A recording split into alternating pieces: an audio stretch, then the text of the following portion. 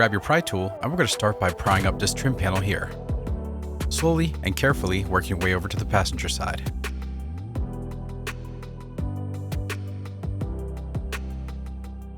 Once it's loose, pull it out carefully.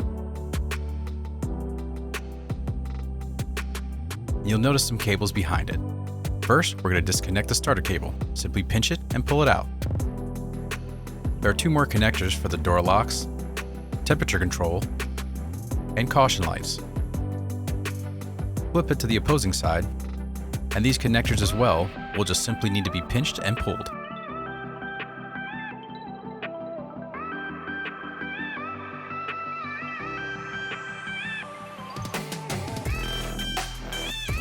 Now we can set that aside for later.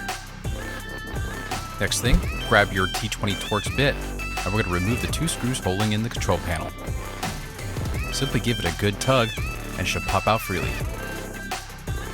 Turn it around, and there's some slide lock pins that you're going to have to loosen up. With one finger, push in the lock, and the other finger, push on the slide. Then it'll pop out freely. Do the same to the other side.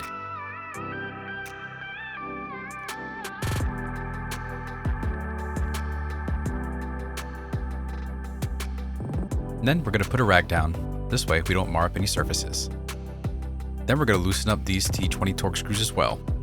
This head unit was missing one, so we're going to loosen the one it has. Next, we'll disconnect all the cables in the back of the head unit.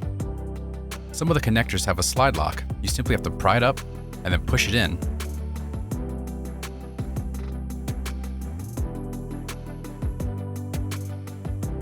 Sometimes it helps to grab your pry tool and give it a good wiggle so it loosens up.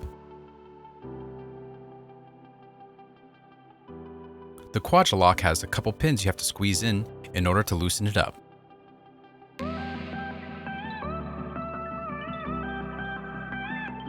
And with the last two connectors, you simply have to push in the clip and pry the connector loose.